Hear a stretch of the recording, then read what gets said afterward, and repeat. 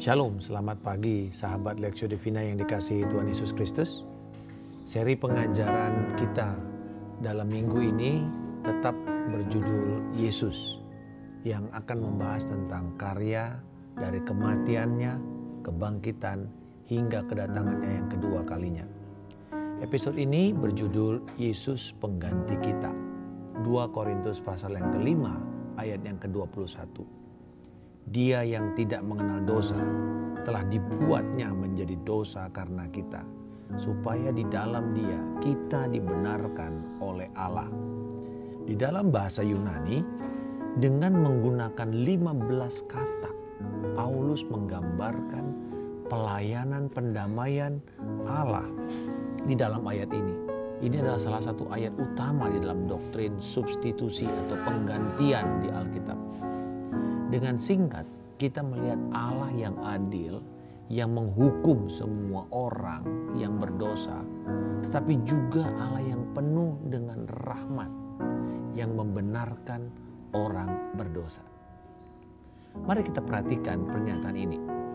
Dia yang tidak mengenal dosa telah dibuatnya menjadi dosa karena kita. Yesus menjadi pengganti yang memenuhi kualifikasi Allah karena Ia tidak mengenal dosa. Ia tidak berdosa sama sekali. Penulis Ibrani menegaskan ketidakberdosaan Yesus. Sebab imam besar yang demikianlah yang kita perlukan, yaitu yang saleh, yang tanpa salah, tanpa noda, yang terpisah dari orang-orang berdosa, dan lebih tinggi daripada tingkat-tingkat sorga. Ibrani 7 ayat 26. Ada pemahaman yang salah tentang karya substitusi Kristus di kayu salib yang mungkin pernah Anda dengar dari mimbar gereja. Kristus memang tidak berdosa, tetapi di kayu salib Dia sesungguhnya menjadi seorang pendosa. Lalu Dia mati, turun ke neraka selama 3 hari. Tapi pada hari yang ketiga Dia cukup mengalami sengsara dan kemudian Dia bangkit di antara orang mati. Pernyataan ini sebenarnya menjadikan Yesus sebagai manusia yang berdosa. Dan ini bertentangan dengan Alkitab.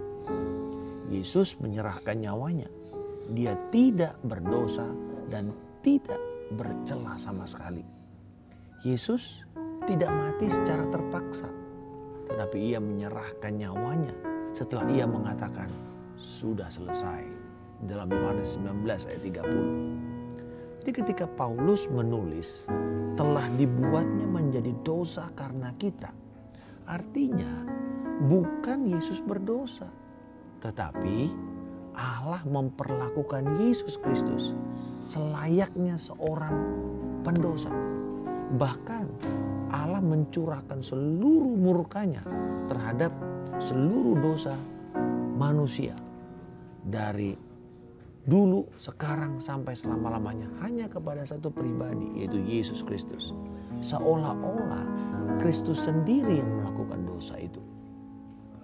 Sebagai Allah yang adil, Dia harus melakukan hal ini kepada Yesus, sehingga semua orang pilihannya bisa mendapatkan pengampunan dosa. Keadilan Allah menuntut setiap dosa yang pernah dibuat atau yang akan dilakukan manusia harus dihakimi. Pilihannya cuma ada 2. Dipikul oleh manusia itu sendiri di neraka, atau dipikul oleh Yesus Kristus di kayu salib. Yesus yang tergantung selama 3 jam di kayu salib menanggung seluruh dosa manusia yang dulu, sekarang, dan sampai yang akan datang. Demikian pula Kristus hanya 1 kali saja mengorbankan dirinya untuk menanggung dosa banyak orang. Sesudah itu Ia akan menyatakan dirinya sekali lagi tanpa menanggung dosa untuk menganugerahkan keselamatan kepada mereka yang menantikan Dia. Ibrani 9 ayat yang ke-28. Dan Rasul Petrus menyimpulkan karya penggantian ini dalam 1 Petrus 2 ayat 24. Ia sendiri telah memikul dosa kita di dalam tubuhnya di kayu salib, supaya kita yang telah mati terhadap dosa hidup untuk kebenaran. Oleh bilur-bilurnya kamu telah sembuh. 1 Petrus 2:24.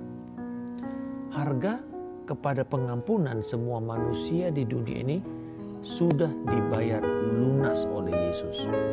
Akan tetapi ini hanya berlaku efektif kepada mereka yang bersedia percaya dan menerima karya penggantian Kristus ini.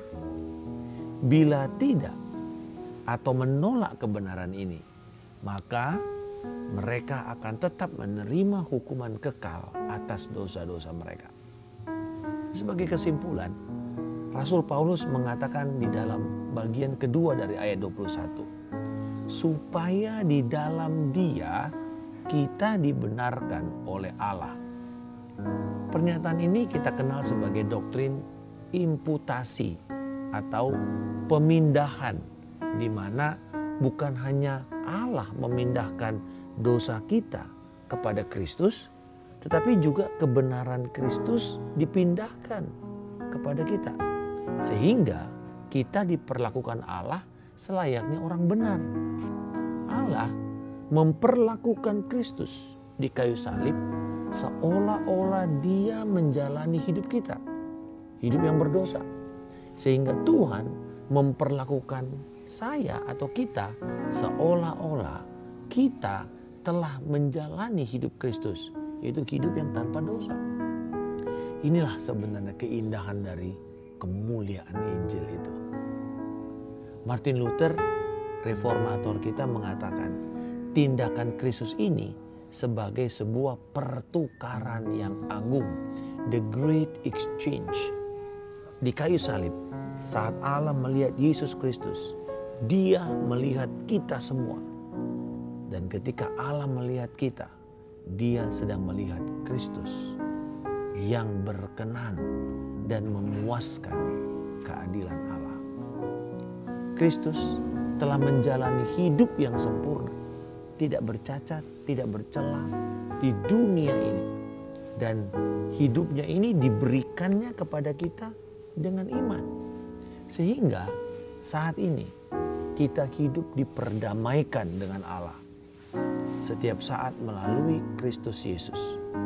Bapa di sorga, aku bersyukur Engkau telah menjalani hidup yang aku jalani dan membayarnya di kayu salib, sehingga aku bisa menjalani hidup yang Kristus miliki di dalam iman, sebuah hidup yang penuh kemenangan, kesucian, dan yang berkenan kepada Allah.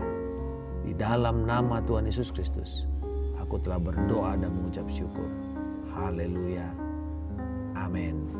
Salam kemenangan. Saya Pendeta Markus Simanjuntak.